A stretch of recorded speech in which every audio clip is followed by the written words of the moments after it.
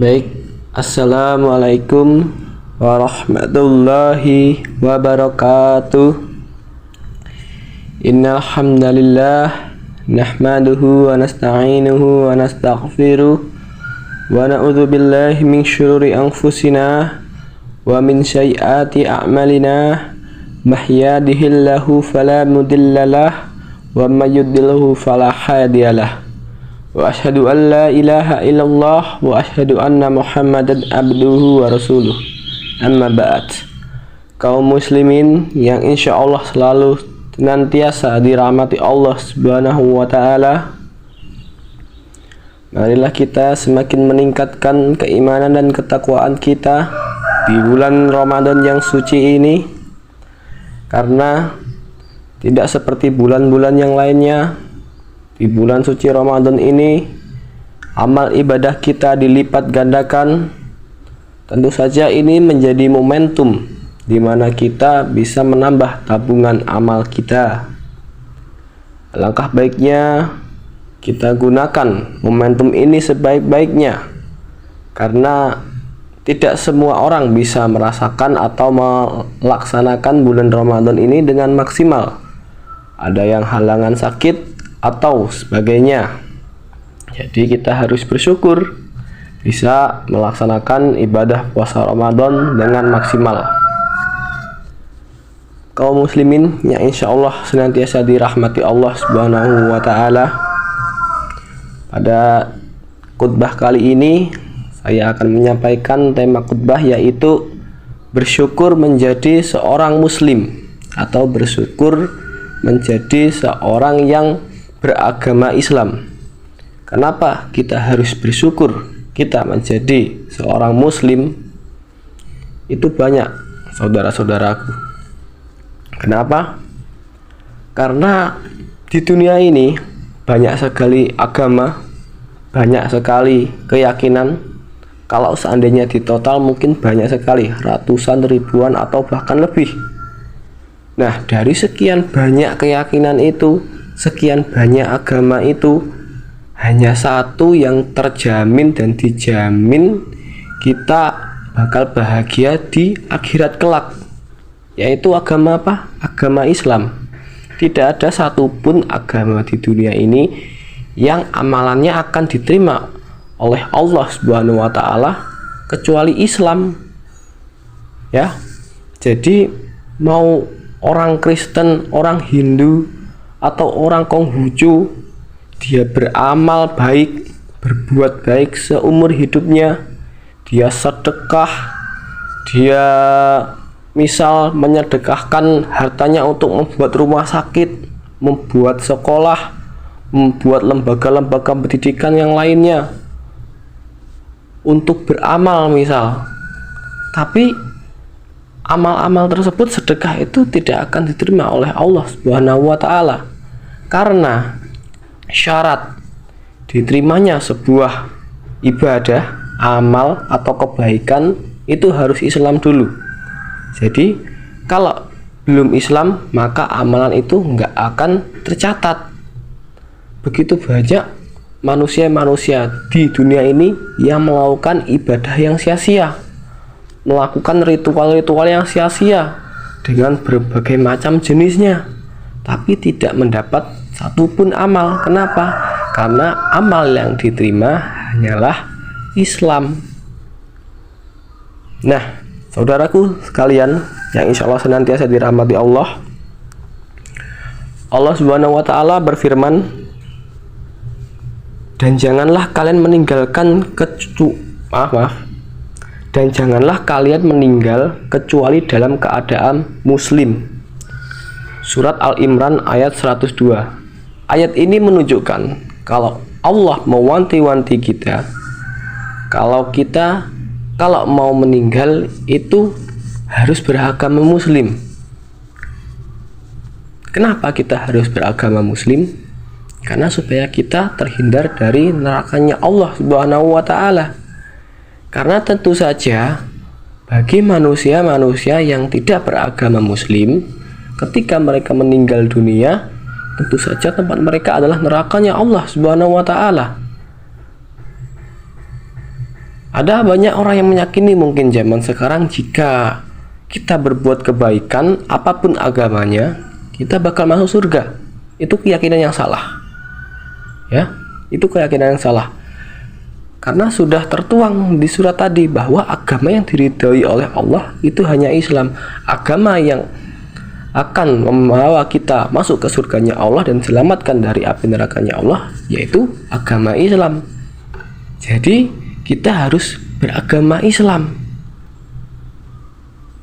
Kita sholat, kita sedekah, kita beribadah-ibadah lainnya. Itu adalah untuk menunjang kita supaya nanti kita bisa mengantarkan kita ke surganya Allah. Ya. Itu adalah sebuah nikmat yang begitu besar, saudara-saudaraku. Kita harus bersyukur akan hal itu. Nikmat yang begitu besar, sangatlah besar. Nikmat yang paling besar dan utama yang bahkan melebihi dunia isinya ini, nikmatnya yaitu nikmat Islam, nikmat iman. Karena tidak semua orang bisa merasakannya. Karena tidak semua orang bisa mendapatkannya. Hanya orang-orang yang ditakdirkan saja dan orang-orang yang berusaha untuk mendapatkannya yang berhasil mendapatkan nikmat tersebut.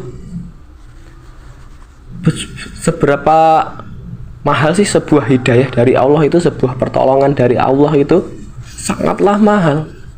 Sangat mahal. Ya. Jadi alangkah baiknya kita senantiasa berdoa kepada Allah, senantiasa kita selalu memohon kepada Allah agar kita itu selalu dijaga hidayahnya, agar kita selalu dijaga beragama Islam sampai ajal menjemput nanti. Kenapa? Karena nggak ada yang memastikan kalau kita sampai tua nanti akan tetap beragama Islam. Bisa jadi di masa depan kita pindah agama atau murtad. Itu bisa jadi. Ya. Jadi kita walaupun sudah beragama Islam ya tetap berdoa kepada Allah supaya kita tetap dijaga hidayahnya. Gak boleh berleha-leha. Caranya dengan apa? Caranya dengan melakukan ibadah-ibadah yang disuruh oleh Allah Subhanahu wa taala. Itu adalah cara kita menjaga agama kita. Ya, apalagi di zaman sekarang, di zaman yang penuh dengan modernisasi yang dimana disebutkan oleh Rasulullah Shallallahu Alaihi Wasallam, yang dimana banyak banget fitnah, yang dimana fitnah-fitnah itu datang seperti potongan-potongan malam. Maksudnya di sini apa? Maksudnya itu fitnahnya datang itu nggak kerasa, tiba-tiba kita nyemplung ke jurang tersebut. Rasulullah mengatakan bahkan di akhir zaman itu bakal ada orang yang dimana dia itu paginya beriman, sorenya kafir, atau sorenya beriman, paginya menjadi kafir. Itu saking dahsyatnya fitnah di akhir zaman. Jika kita tidak menjaga keimanan kita, jika kita tidak menjaga ibadah kita dengan melakukan ibadah-ibadah, maka hidayah itu akan dicabut oleh Allah. Allah itu mencabut hidayah itu sangatlah mudah. Ya, ada sebab-sebab kita dicabut hidayahnya oleh Allah. Allah itu yang memiliki hati kita, memutarbalikkan hati kita.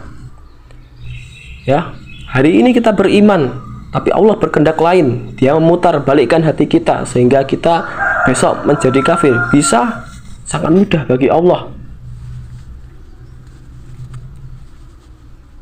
Sangatlah mudah.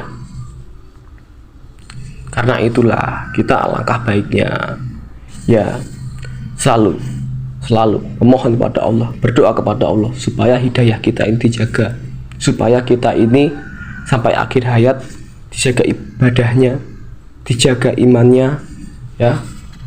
Apalagi di akhir zaman ini memohon pada Allah, berdoa kepada Allah, ya. Apa ada yang menyamin kalau seorang Pak Ustadz yang gelarnya tinggi atau Pak Ustadz yang sudah sering warawiri ceramah itu sampai tua itu akan beragama Islam, ada yang bisa menjamin? Nggak ada. Pak Ustadz itu tuh ya tetap dia memohon kepada Allah, tetap berdoa kepada Allah supaya dia berada di jalan yang benar, di jalan Shiratal Mustaqim. Ya, kita bahkan memohon itu banyak kali kepada Allah dalam satu hari. Kalau di sholat 5 waktu saja mungkin sudah sekitar 17 kalian kita memohon kepada Allah supaya ditunjukkan di jalan yang lurus, supaya kita berada di tali agama Allah. Ya, ihdinas syiratal mustaqim, tunjukilah kami jalan yang lurus. Kita ucapkan itu setiap harinya. Tanpa sadar kita sudah berdoa kepada Allah supaya kita tetap berjalan di atas hidayahnya. Semoga kita akan tetap dijaga hidayahnya dan dimasukkan ke golongan orang-orang yang menuju ke surganya Allah Subhanahu wa taala. Amin. Amin ya rabbal alamin. Ya, mungkin itu saja yang bisa saya sampaikan. Semoga sedikit khutbah tadi bisa menambah ilmu pengetahuan kita dan menambah iman kita dan membuat kita menjadi pribadi yang lebih baik, membuat kita semakin bersemangat dalam beribadah, membuat kita semakin merendah diri, tidak sombong. Ya, karena ya mungkin kita di sini sudah menganggap kalau diri kita itu rajin beribadah, orang soleh, orang-orang memandang kita itu soleh. Tapi siapa yang tahu? Ya, siapa yang tahu? Orang-orang menganggap kita itu soleh, tapi Allah bisa saja menganggap kita itu hanya seorang munafik. Jadi saya harap ya sedikit nasihat ini bisa membuat kita mentelaah diri kita masing-masing, mengintrospeksi diri kita masing-masing, supaya kita menjadi muslim yang baik dan selalu berkembang, haus akan ilmu, dan selalu berdoa kepada Allah untuk menjaga hidayah ini. Amin ya rabbal alamin. Sekian, semoga bermanfaat. Saya akhiri. Assalamualaikum warahmatullahi wabarakatuh.